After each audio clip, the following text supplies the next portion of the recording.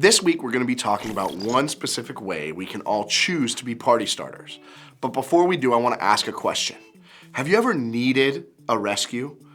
Ever found yourself in a situation where you needed help from somebody to step in and help you out?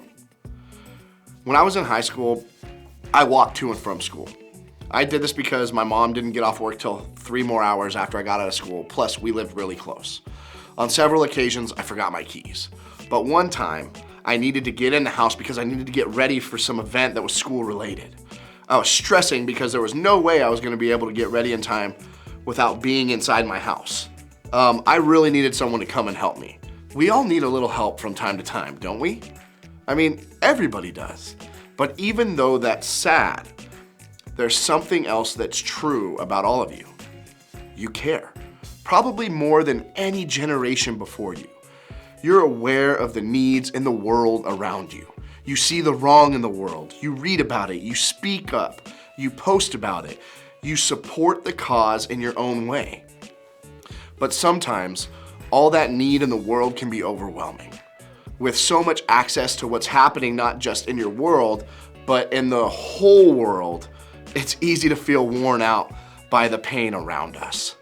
Because as party starters, we're called to not just live a full life that Jesus has promised us, but to also help others do the same. But with so many hurts happening in the world, can we really make a difference big enough to make a change? Well, during his life on earth, Jesus often taught people what it looks like to practically be a party starter. Today, we're going to dive into one of those parables that help us figure out how to step in and offer help when we see a need. Jesus was asked by a bunch of religious leaders at the time that wanted to follow him and live a full life that God promised. What did they need to do? But there was an ultimate plot twist. Here's what Jesus said. Jesus replied, "What does the law of Moses say? How do you read it?" The man answered, "You must love the Lord your God with all your heart, all your soul, all your mind, and all your strength, and love your neighbor as you love yourself." Now maybe you're thinking what this religious leader was thinking. Who exactly is my neighbor? A Jewish man was traveling from Jerusalem down to Jericho. He was attacked by bandits. They stripped him of all his clothes, beat him up, and left him half dead beside the road.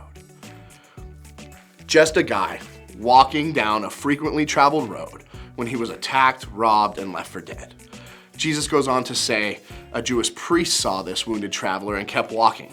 A Levite man, who was also a spiritual leader in ancient Jewish society, came by this guy next, and he just kept walking. But then something truly incredible happens. Then a despised Samaritan came along, and when he saw the man, he felt compassion for him. So let's break it down, character by character. Samaritan uses his power to take care of the person who no one expects to take care of him. Jesus uses his power to elevate the voice and the dignity. Samaritan, Jesus is challenging the prejudice of religion.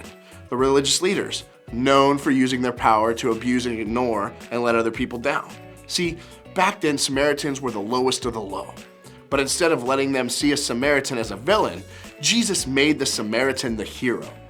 Jesus says the Samaritan in the story took care of the Jewish man's wounds, transported him to an inn where he could rest, and paid for every single thing he needed while he was there. No, the Samaritan man helped because he was loving his neighbor as he loves himself. See, when the religious leader asked Jesus who his neighbor was, he was basically saying, who am I obligated to help? Is it just the people I'm close to? Is it the people who I think are the same as me, or the people I think deserve it?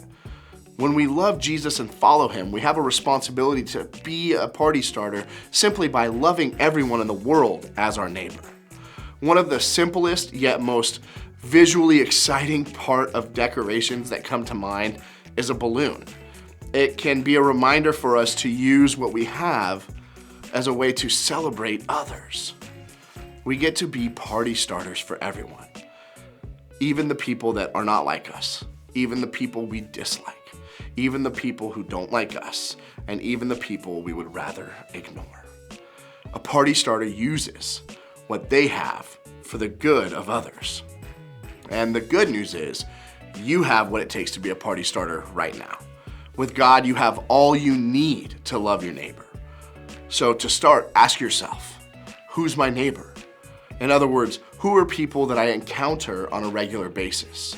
In my home, my neighborhood, my school, on social media, who can I see as my neighbor? What do they need? Where are they hurting, struggling, or just in need of a little bit of help? What do I have? What resources, influence, relationships, talents do you have that you can leverage for good for others? Once you've asked yourself all those questions, ask yourself this. Now, how can I use what I have? Here's an even simpler way to think about this. Remember, a party starter uses what they have for the good of others. Like we said, the needs around us can be overwhelming, and we aren't made to meet all of those needs on our own. So start with just one.